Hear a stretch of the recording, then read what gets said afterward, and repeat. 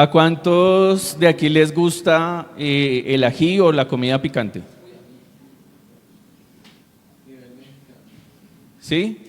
Bueno, no a todos, ¿cierto? El viernes con mi esposa fuimos por la 80 y una zona donde han colocado restaurantes de comida mexicana y no los invitaron. Después vamos a ir, es que teníamos que ir primero a ver qué tal el sitio, si pues si aguanta o no para invitarlos.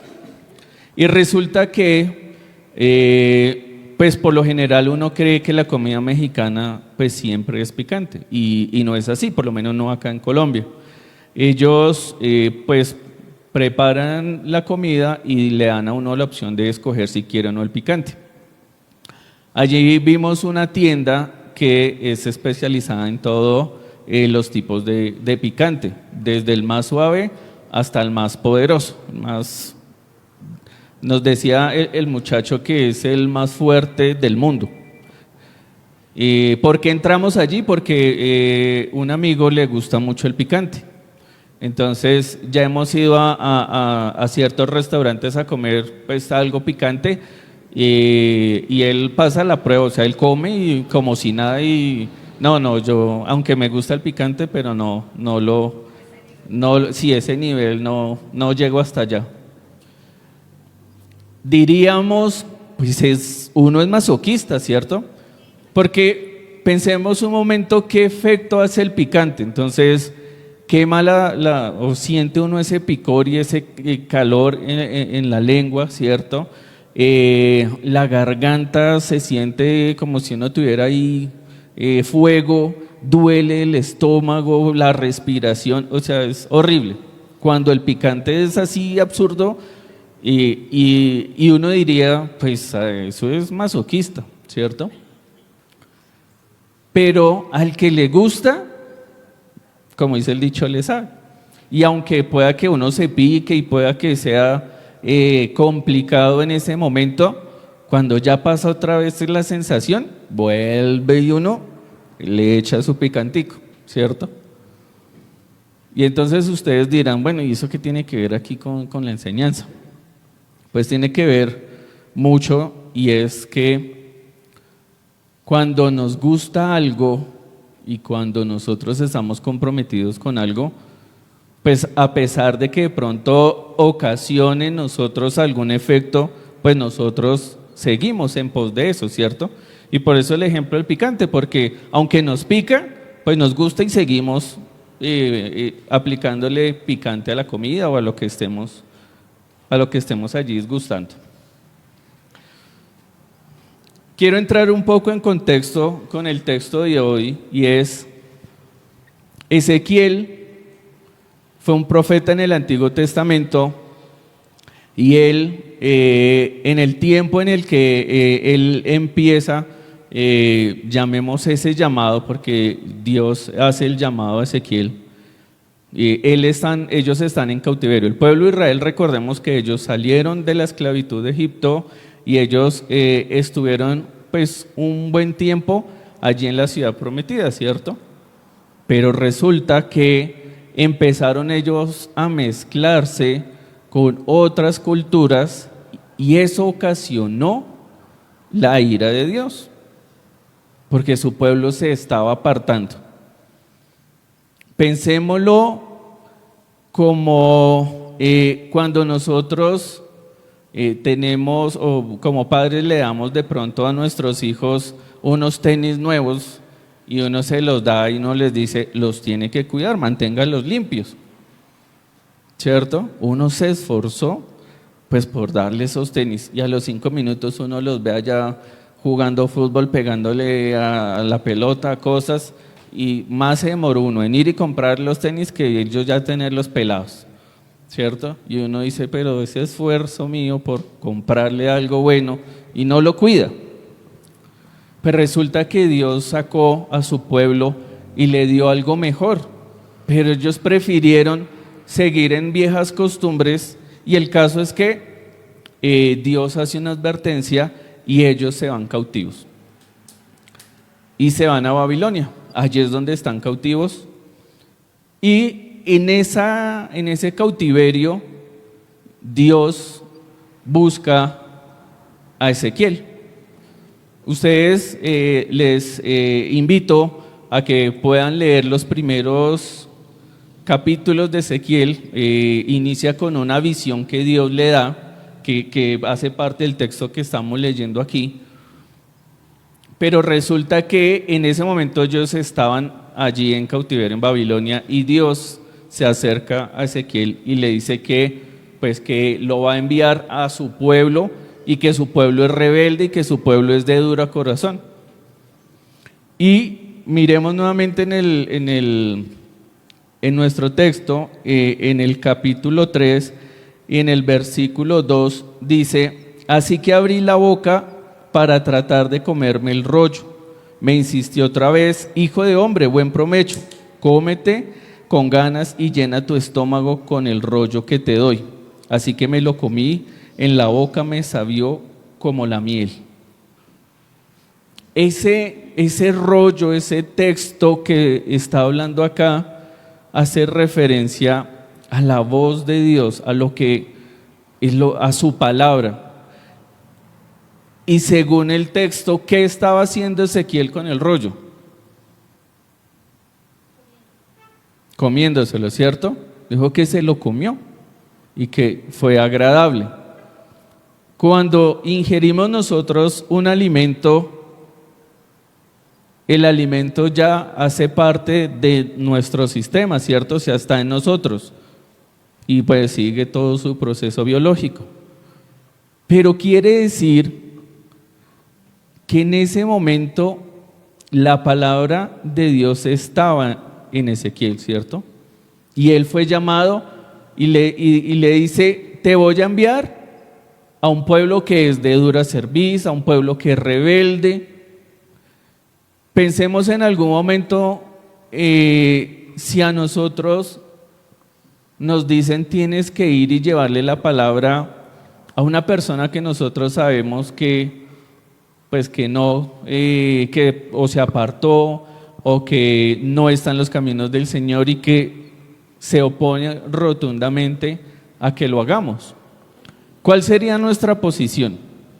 Si el Señor nos dice: ve y llévale una palabra a fulanito, y fulanito no quiere saber absolutamente nada de Dios.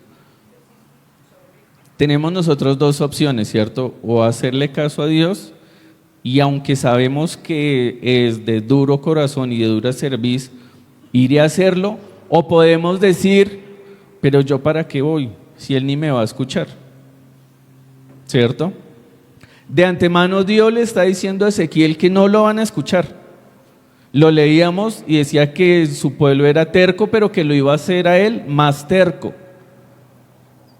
O sea, desde ya le está diciendo que lo que él va a empezar a hacer le va a costar.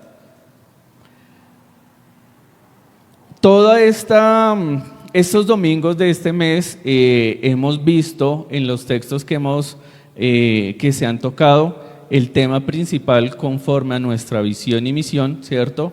Es permanecer. Y hoy el tema que vamos a seguir tocando es permanecer en la palabra, ¿cierto?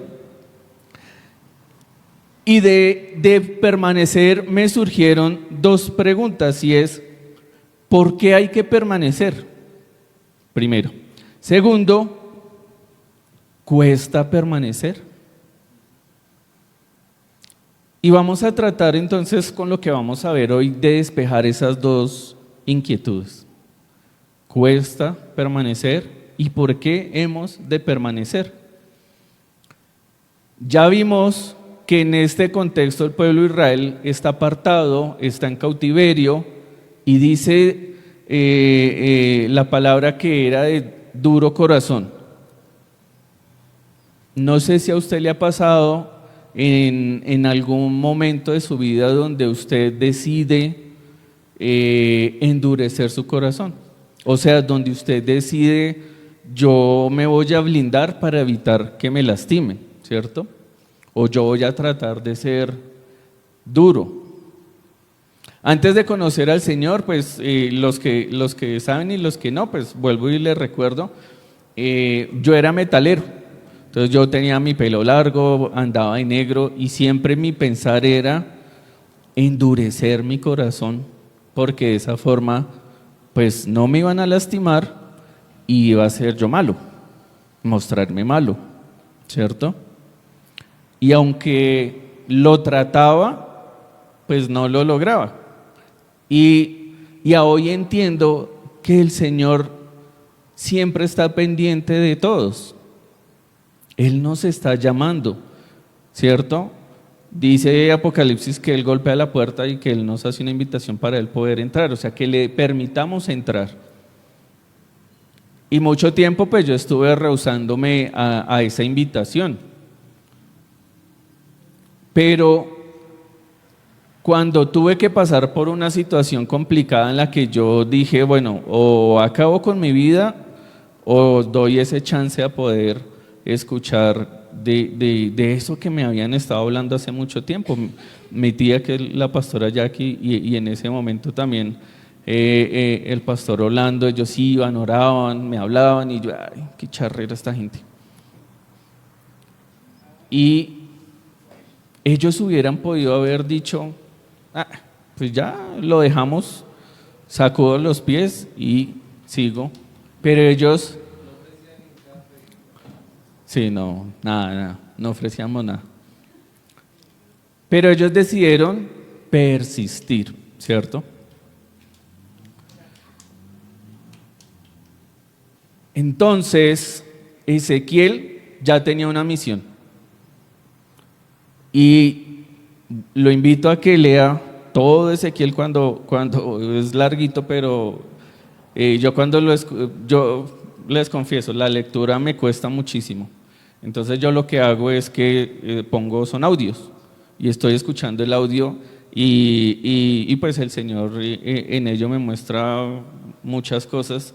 Y cuando yo escuché y después fui y leí Ezequiel, es un libro fuerte, porque tenemos nosotros la imagen de ese Dios amoroso, de ese Dios bondadoso, y aquí en Ezequiel vemos a un Dios lleno de ira, de enojo, y hay palabras fuertes. Y entonces yo decía, uy, pero cuando yo lo escuché pues estaba muy llegado al Evangelio y yo decía, pero hay contradicción porque me hablan de un Dios bueno, amoroso y acá está hablando de castigo.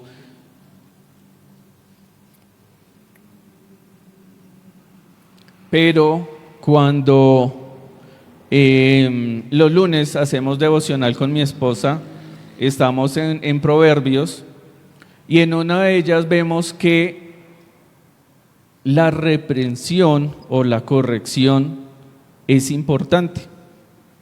Y como padres nosotros en algún momento debemos corregir a nuestros hijos. Bueno, ese era como antes se tenía la facilidad de hacerlo. Hoy en día ya uno no puede corregir a los hijos porque o los hijos lo demandan a uno, o los hijos le gritan, o la ley dice no, es que eso es maltrato y uno no los puede corregir. Claro, estoy hablando de una corrección que no se vaya al extremo de esa agresión o de ese maltrato, pero sí hay que corregirlo. La palabra nos dice que hemos de corregir a nuestros hijos. Y la palabra nos dice que Dios nos corrige a nosotros. En Hebreos nos dice, ¿cierto?, que es preferible recibir la corrección de Él, que si no somos corregidos, pues Él no nos está viendo como hijos. Y lo dice la Reina Valera con un término fuerte, dice como bastardos, o sea, no somos sus hijos, pero como hijos hemos de entender que recibimos o hemos de recibir corrección de parte de Dios. Ahora yo les pregunto, dígale al de al lado, ¿la corrección duele? ¿Duele? Cuando nos corrigen duele, nos molesta y no nos gusta.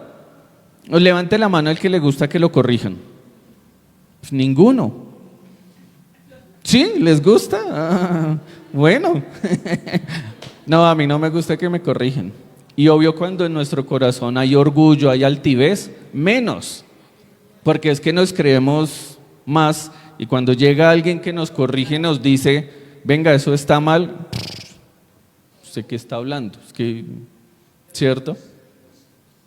Y así estaba el pueblo de Israel, alejado de Dios, practicando costumbres de otros pueblos y se estaba alejando de Dios. Pero ay, pobrecitos ellos, porque es que Dios empieza a mostrar a través de Ezequiel qué era lo que iba a venir. Y hay unas pruebas muy duras para Ezequiel. Por ejemplo, una de ellas es que él tuvo que durar un año acostado sobre uno de sus costados. Un año.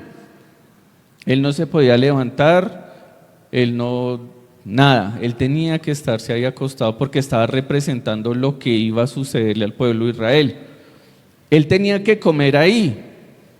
Y Dios le dice, prepare la comida con excremento humano. Diríamos, uy, pero ¿qué es esto? Y Ezequiel le dice a Dios, pues estoy parafraseando y trayéndolo como un texto más coloquial, dice, no me ponga a hacer eso porque yo he sido juicioso y he permanecido en la palabra, o sea, no me he contaminado. Entonces Dios le dice, bueno, entonces utilice excremento de animal.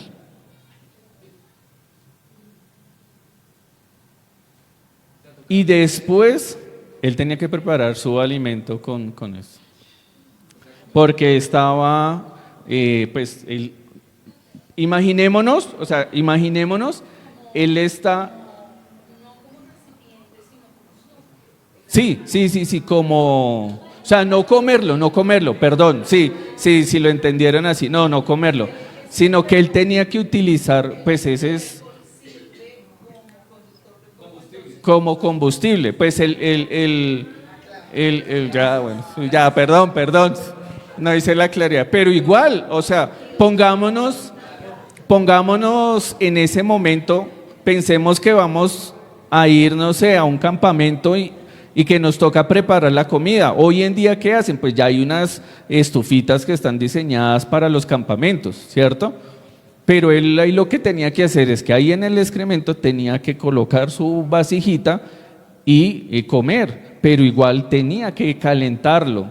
Y obviamente el hedor que sale es el condimento. Yo no sé si alguno, bueno, en mi época, antes estaban las carretillas, porque existían carretillas y pasaban los horreros, se les decía, con pues sus caballos y arrastraban la mercancía. Y casi siempre pues el caballo iba caminando, levantaba su colita y iba dejando ahí una plasta. Y ahí empezaba a hacer ese calor y ese hedor. Entonces pensemos algo así. Él estaba acostado, tenía que calentar allí entre eso, no se podía mover. ¿Creen ustedes que fue fácil para él hacer eso? Él pudo decir, no, venga, esto no es para mí, y levantarse e irse. No sé si ustedes recuerdan la historia de Jonás, ¿cierto? Cuando Dios le dice, ve a Nínive y tienes que llevarle el mensaje, y él lo que trató de escabullirse y no pudo. Porque es que nosotros creemos que nos podemos evadir cuando Dios nos da algo, nos dice algo que hacer. Pero Ezequiel no dudó y él se mantuvo. Después del año él tenía que durar otros meses recostado al otro costado. Él tenía cabello y tuvo que raparse el cabello y con su pelo hacer, bueno, Dios le decía qué tenía que hacer en cada momento. Porque eso era lo que le iba a suceder al pueblo. Entonces, esa pregunta inicial que decimos, ¿cuesta permanecer? Claro que cuesta. Porque si la vida de fuera fácil, pues Cristo muy seguramente no hubiera tenido que morir en la cruz. porque sería fácil la vida de fe, ¿cierto? O bueno, murió en la cruz y todo el mundo aceptaría a Cristo, ¿cierto? Vamos a ir a nuestras Biblias. ¿Quiénes tienen Biblia física? Bien, hago ahí un paréntesis y les invito a que usen su Biblia física. Yo me estoy también acostumbrando a usar la Biblia en la aplicación, y cuando voy ya al texto a buscar otros pasajes, como que a uno se le olvida. Entonces la recomendación es: sigamos en nuestra Biblia física. Vamos a ir a Hechos, capítulo 14, y vamos a leer el versículo 19 al 22. Hechos 14, 19 al 22. Voy a leerlo en la PDT. Dice: entonces unos judíos vinieron de Antioquía e Iconio y convencieron a la gente para que se pusiera en contra de Pablo. Ellos lo apedrearon, lo arrastraron fuera de la ciudad. Apedrear, ¿qué creen ustedes cuando dice apedrear? ¿Cogieron una piedrita chiquitica y le hicieron así? Creo que eran rocas grandes y el hombre es malvado, y yo creo que con toda la sevicia arremetieron contra Pablo. Dice que lo apedrearon y lo arrastraron fuera de la ciudad y lo dejaron allí creyéndolo muerto. O sea que Pablo en algún momento, por esa apedreada, él tuvo que haber quedado inconsciente, porque lo creyeron muerto y lo sacaron. Ay, pero es que predicar el evangelio es súper fácil. No cuesta. O si nos cuesta algo, pues como que mejor no lo hagamos, porque es que nos cuesta. Lo más fácil, hagámoslo lo más fácil. Pero cuando los seguidores se reunieron alrededor de Pablo, él se levantó y regresó a la ciudad. Al día siguiente, Pablo se fue con Bernabé a Derbe. Él regresó a Antioquía de Siria. Pablo y Bernabé también anunciaron la buena noticia de salvación en Derbe. ¿Qué hizo Pablo? Lea ahí conmigo. Versículo 21. Pablo y Bernabé, los que pueden seguirme, los escucho. Pablo y Bernabé también anunciaron la buena noticia de salvación. Después de ser apedreado, yo hubiera dicho, no, pues por lo menos esperé hoy unos meses mientras me sanan las heridas, mientras tomo aire nuevamente.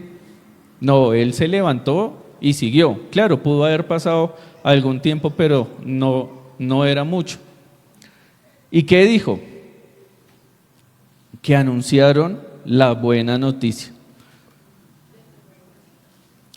Sigo en el versículo 21, de donde ganaron muchos seguidores y luego regresaron a las ciudades de Listra, Iconio y Antioquía. En esas ciudades fortalecieron a los seguidores y los animaron a seguir fieles, diciéndoles: para entrar al reino de Dios tenemos que sufrir mucho. Y cuando el ser humano escucha la palabra sufrir, pues lo primero que uno piensa es: me voy por otro lado, porque es que si por este camino sufro, pues prefiero que no voy a sufrir, ¿cierto? Hasta quizás por instinto nosotros lo hacemos, ¿cierto? ¿Amén? No los escucho. Bueno. Seguir y permanecer en la palabra de Dios cuesta, claro que sí. Hoy más que antes es difícil, porque se han levantado diferentes doctrinas, diferentes pensamientos. La misma iglesia se ha encargado de ello. Ahora vamos rápidamente a ir a Primera de Samuel, capítulo 15, y vamos a leer del versículo 19 al 26. Primer libro de Samuel, capítulo 15, versículo 19 al 26. Voy a leerlo en la versión Reina Valera. Los que lo tengan allí van siguiendo, si no en la pantalla sí se puede proyectar. Repito, primer libro de Samuel, capítulo 15, versículo 19 al 26. Versículo 19. ¿Por qué no obedeciste al Señor y te quedaste con el botín haciendo lo que no es del agrado del Señor? Saúl contestó: sí obedecí al Señor.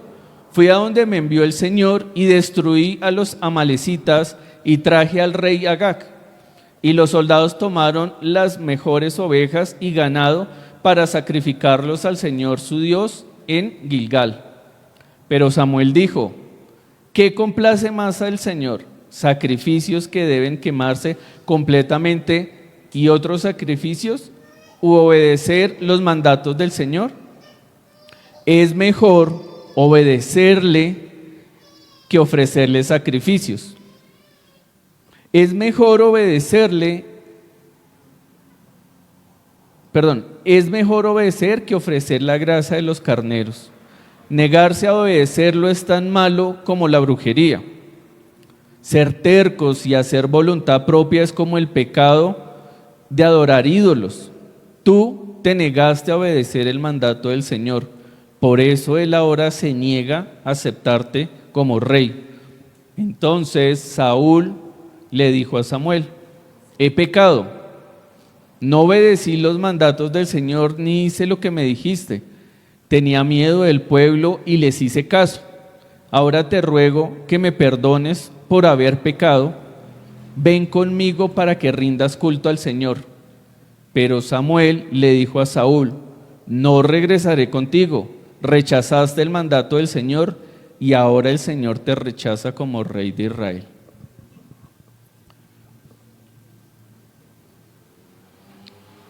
Gracias a hoy tenemos la gracia, porque imagínense qué pasó acá. Saúl era el rey de los judíos y él quiso hacer algo bueno a su parecer, pero no fue la indicación que él tenía. Y al no seguir esa indicación, ¿qué pasó en su vida? Que Dios lo rechazó, Dios lo quitó como rey, porque no obedeció. Y podríamos decir: ay, pero no hizo nada malo, simplemente la orden que él tenía era arrasar con toda la ciudad, incluyendo animales, todo. Y él dijo: dejamos lo mejor para hacer sacrificio. No diría: ay, pero bien, o sea, pues está escogiendo lo mejor para darle al Señor. Pero esa no era la indicación, eso no era lo que él tenía que hacer. Desobedeció.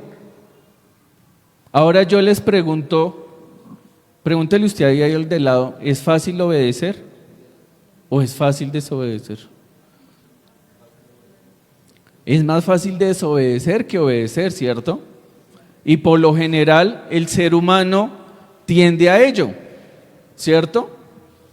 Nos gusta desobedecer, nos gusta, pues digamos que hacer lo que creemos que es mejor o lo que nos complace hacer, cuando no siempre eso es lo correcto. Creo que ya con esta parte vimos os dimos la claridad de que permanecer cuesta. Lo vimos con Ezequiel, lo vimos con Pablo. ¿Quién más nos mostró que obedecer cuesta? Vamos a ir un momento a Lucas, capítulo 22, versículo 40 al 44. Voy a leerlo, igual. Lucas 22, 40 al 44. Cuando llegó a aquel lugar, le dijo: orad que no entréis en tentación. Y él se apartó de ellos a distancia como de un tiro de piedra, y puesto de rodillas oró. Aquí estamos hablando de Jesús. Versículo 42, diciendo: Padre, si quieres, pasa de mí esta copa, pero no se haga mi voluntad sino la tuya. Y se le apareció un ángel del cielo para fortalecerle, y estando en agonía oraba más intensamente, y era su sudor como grandes gotas de sangre que caían hasta la tierra. Jesús, dice la palabra, que fue obediente hasta la muerte y muerte de cruz, permaneció en la voluntad del Padre. Y vemos en los evangelios, Él dice: yo no vine a hacer mi voluntad, yo vine a hacer la voluntad del Padre. Hemos de permanecer en su palabra. ¿Qué ha de costar? Claro que sí. ¿Hasta qué punto? Hasta donde usted lo permita. ¿Estaríamos dispuestos a renunciar a nuestro trabajo, a nuestra familia, renunciar de pronto a una comodidad de una casa?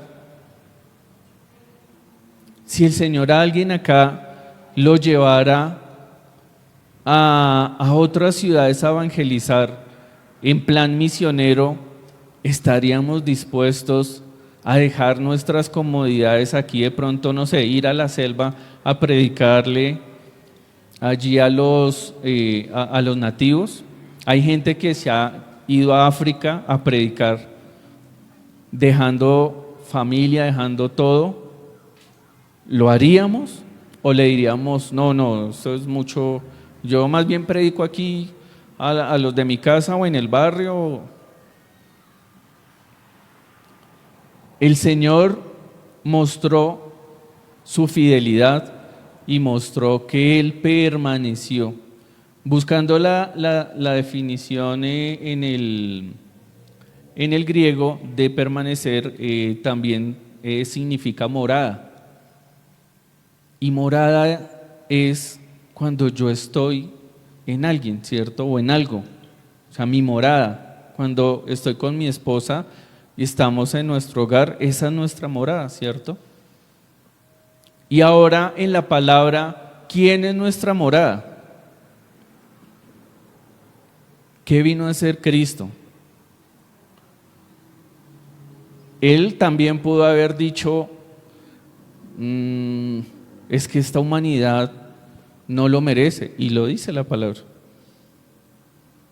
Pero Él fue obediente al Padre por encima de lo que Él quería quizás en ese momento.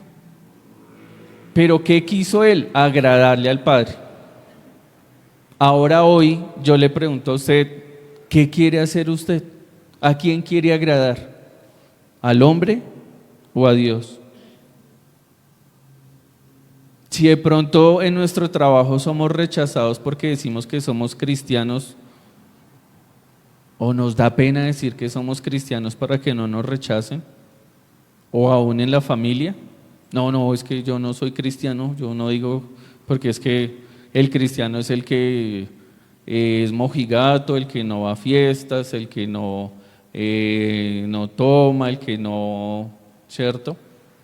O el cristiano es como esos pastores que se roban la plata de la gente y se enriquece.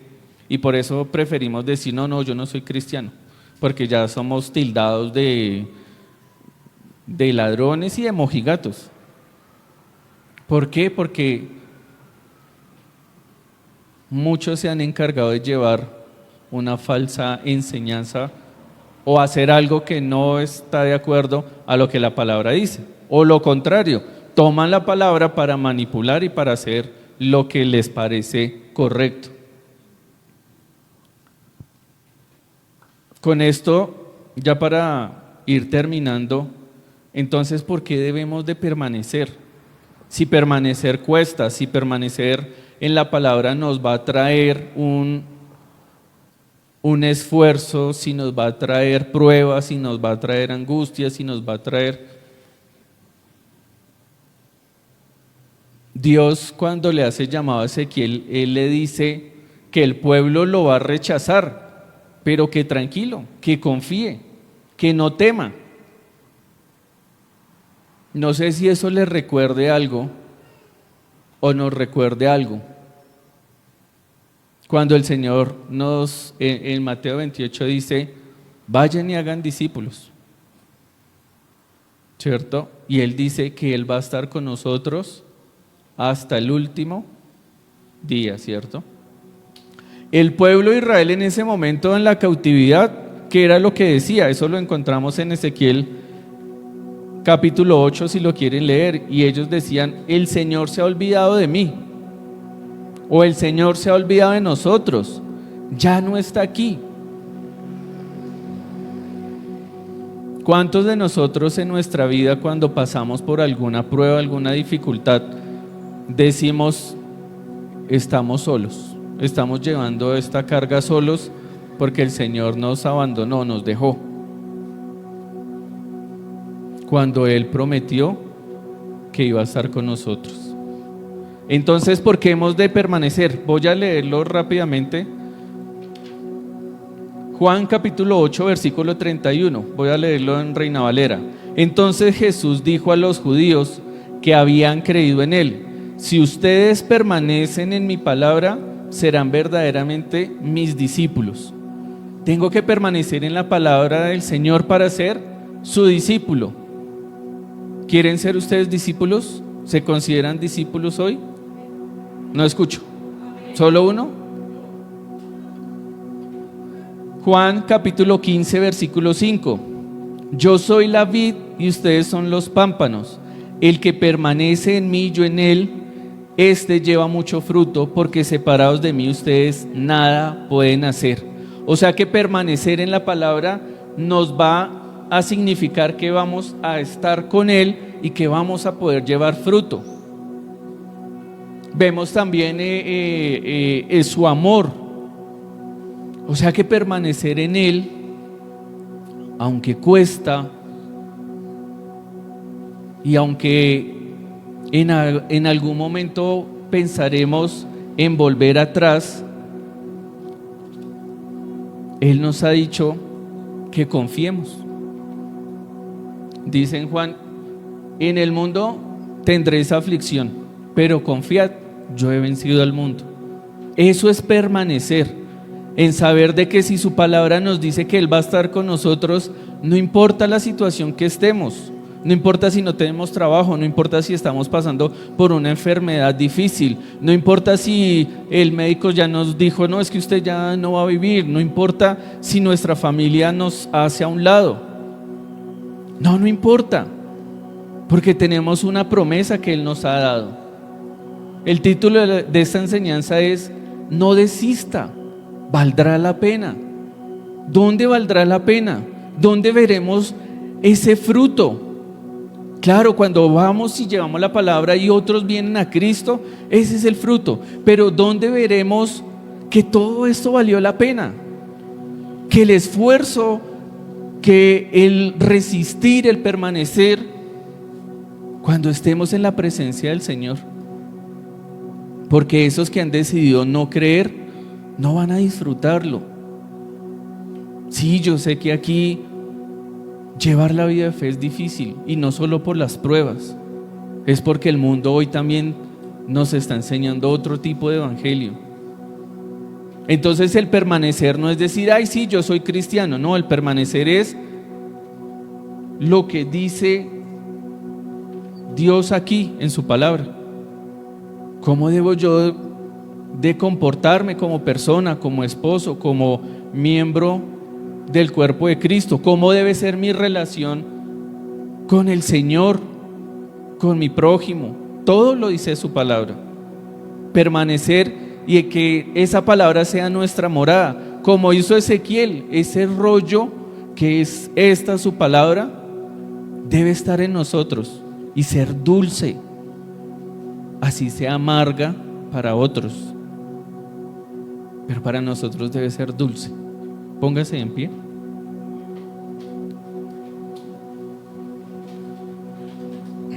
Y la invitación hoy es a que usted permanezca.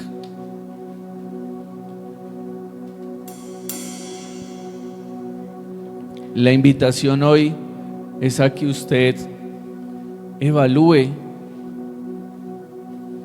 ¿vale la pena perder lo que voy a ganar en la eternidad por lo que puedo disfrutar acá? En tiempo de Noé, ahí había un dicho que dice: comamos y bebamos, que mañana moriremos, ¿cierto? O sea, no importa, hagámoslo todo acá, que morimos y ya. Pero en nosotros, conocedores de la palabra, no podemos decir o no podemos pensar de esa forma. Porque sí tenemos una esperanza, sí hay una promesa. Y nuevamente les recuerdo, ha de costar. ¿Hasta dónde? Hasta donde usted lo permita. Es como ese ají picante que quema todo el estómago. Yo decido seguir disgustando eso que me gusta, o decido no dejarlo a un lado. Yo no sé las pruebas que usted tenga, no sé por qué esté luchando, porque cada uno tenemos nuestras pruebas, y cada vez que queremos seguir en los caminos del Señor, hay pruebas. Hay que esforzarnos, claro que sí, tenemos que esforzarnos. Pero entiendan que al final vamos a disfrutar de su presencia. Y dice su palabra que ahí no hay ni llanto, ni dolor, ni tristeza. Va a ser lo contrario. Entonces tranquilos, esto va a pasar. Padre, hoy te doy gracias, Señor, por tu palabra. Te doy gracias por tu iglesia. Gracias por darnos el privilegio de traer tu palabra, Señor, de entender tu palabra. Padre, hoy yo te pido, Señor, por mis hermanos y por mi vida, para que tú nos ayudes a permanecer, que a pesar de las pruebas, de las dificultades, aun si hemos sido rechazados, Padre, que tú nos ayudes a estar allí firmes, que tu palabra en nuestra vida redarguya y nos recuerdes las promesas que nos has dado. Ayúdanos a permanecer en la verdad de tu palabra, a no irnos en pos de otros dioses, a no irnos en pos de un evangelio que me diga que no es necesario sufrir, porque tú nos has mostrado que es necesario sufrir. De lo contrario, todo sería tan fácil. Padre, hoy te pido, Señor, que seas tú obrando esta semana en la vida de cada uno de mis hermanos, y que esta palabra, Señor, quede en su corazón, que el enemigo no la robe, y que entiendan, o que entendamos, que esto es pasajero, que hemos de sufrir para que valga la pena. Porque cuando nos dan algo que no nos cuesta, no lo atesoramos. Pero cuando nos esforzamos por algo, lo atesoramos. Padre, gracias, Señor, hemos orado en tu nombre. Amén.